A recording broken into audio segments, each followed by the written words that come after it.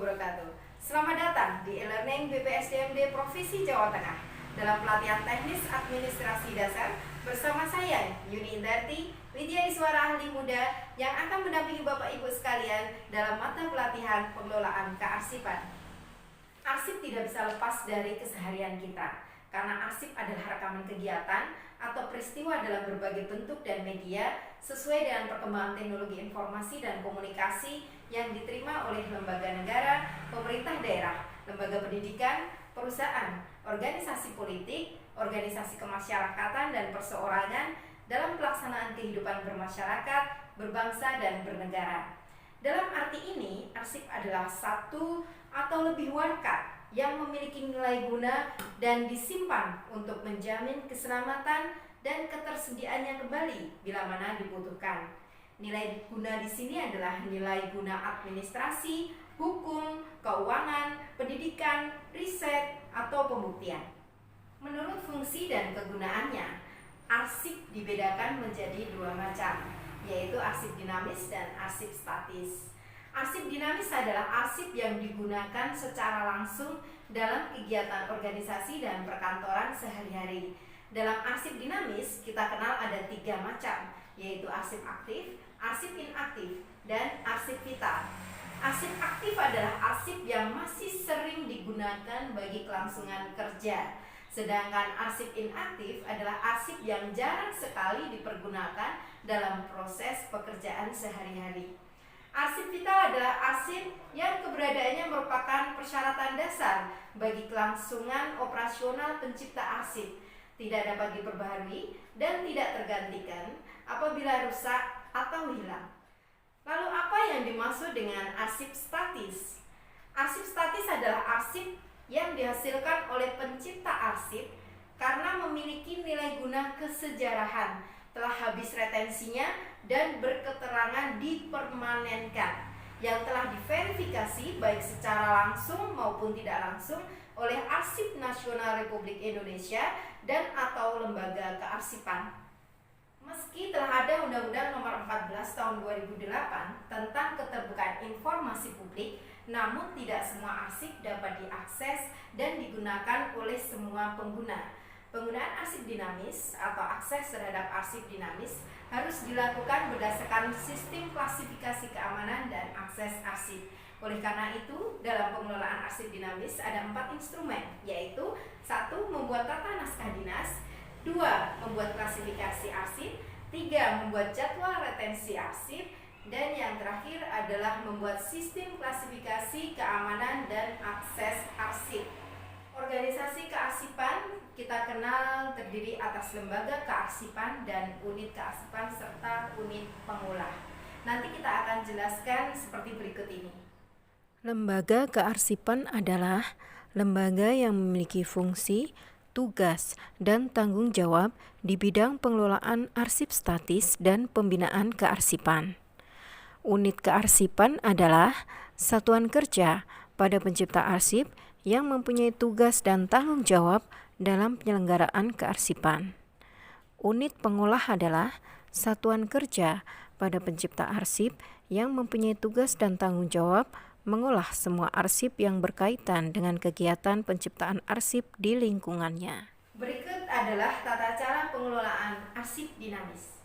Pengelolaan arsip dinamis adalah proses pengendalian arsip dinamis secara efisien, efektif, dan sistematis yang meliputi kegiatan 1. Penciptaan arsip, 2. Penggunaan arsip, 3. Pemeliharaan arsip, dan 4. Penyusutan arsip. Penciptaan arsip dapat terjadi karena adanya pembuatan arsip dan penerimaan arsip.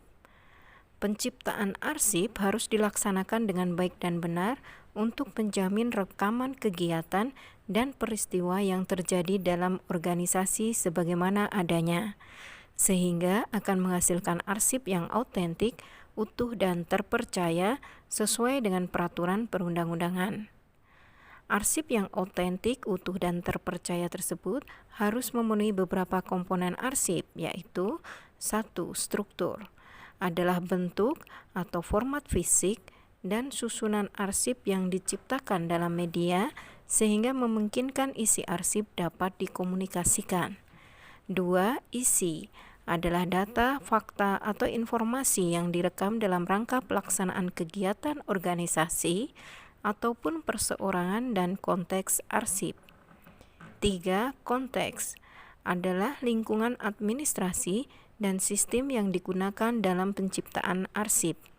Konsistensi pemenuhan komponen arsip pada saat penciptaan arsip merupakan salah satu kebutuhan organisasi karena menyangkut keterpercayaan arsip yang tercipta. Tahap kedua pengelolaan arsip dinamis adalah penggunaan arsip.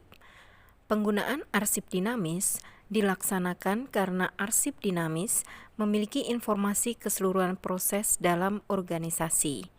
Oleh karenanya, arsip dinamis ini memiliki beberapa fungsi yang dapat dimanfaatkan sebagai sumber informasi bagi organisasi. Fungsi arsip dinamis antara lain: 1. Mendukung proses pengambilan keputusan. 2. Menunjang proses perencanaan. 3. Mendukung pengawasan. 4. Sebagai alat pembuktian. 5. Memori perusahaan. Dan 6. Arsip untuk kepentingan politik dan ekonomi.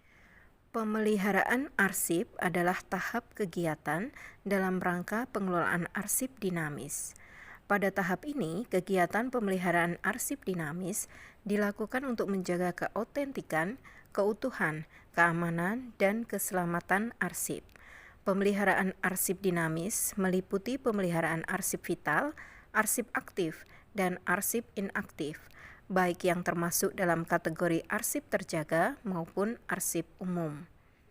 Pemeliharaan arsip aktif menjadi tanggung jawab pimpinan unit pengolah atau unit kerja yang mengelola arsip dinamis tersebut. Pemeliharaan arsip dinamis dilakukan melalui kegiatan: 1. Pemberkasan arsip aktif. 2. Penataan arsip inaktif. 3. Penyimpanan arsip. Dan keempat, alih media arsip. Tahap terakhir dalam pengelolaan arsip dinamis adalah penyusutan arsip. Penyusutan arsip adalah kegiatan pengurangan jumlah arsip dengan cara pemindahan arsip inaktif dari unit pengolah ke unit kearsipan, pemusnahan arsip yang tidak memiliki nilai guna, dan penyerahan arsip statis kepada lembaga kearsipan. Penyusutan arsip yang dilakukan oleh instansi pemerintah atau swasta sebagai pencipta arsip dilakukan berdasarkan jadwal retensi arsip atau JRA. JRA merupakan daftar berisi tentang jenis-jenis arsip dan jangka waktu penyimpanannya. Selanjutnya kami akan jelaskan tentang pengelolaan arsip statis. Kegiatan ini merupakan salah satu bagian dari pengelolaan arsip dinamis, yaitu pada kegiatan penyusutan arsip. Penyerahan arsip statis ke lembaga kearsipan dilakukan bila arsip tersebut memang benar-benar memiliki nilai guna kesejarahan, telah habis retensinya, dan berketerangan dipermanenkan sesuai jadwal retensi arsip pencipta arsip. Penyerahan arsip statis tersebut menjadi tanggung jawab pimpinan pencipta arsip. Adapun dalam pelaksanaan penyerahan arsip statis tersebut harus melalui beberapa langkah yang meliputi: 1. Autentikasi arsip, 2. Prosedur penyerahan, dan 3. Tingkatan penyerahan. Autentikasi arsip. Arsip statis yang diserahkan oleh pencipta arsip kepada lembaga kearsipan harus merupakan arsip yang autentik, terpercaya, utuh, dan dapat digunakan. Apabila arsip statis yang diserahkan tidak otentik, maka pencipta arsiplah yang melakukan autentikasi. Jika pencipta arsip tidak melakukan autentikasi, maka lembaga kearsipan berhak untuk menolak penyerahan arsip statis. Sedangkan untuk arsip statis yang tidak diketahui penciptanya, maka autentikasinya dilakukan oleh lembaga kearsipan. Prosedur penyerahan arsip statis adalah sebagai berikut. 1. Penyeleksian dan pembuatan daftar arsip usul serah oleh arsiparis di unit kearsipan. 2. Penilaian oleh panitia penilai arsip terhadap arsip usul serah. 3.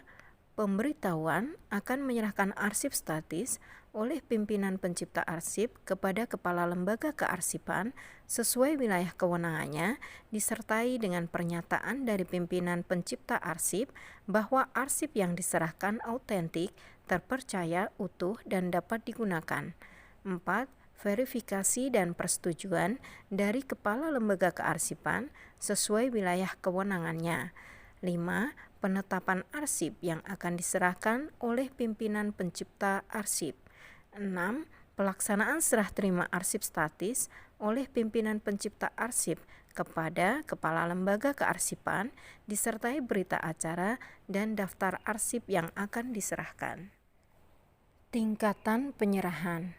Penyerahan arsip statis dari pencipta arsip statis ke lembaga kearsipan perlu memperhatikan penjenjangan organisasi beserta kewenangannya.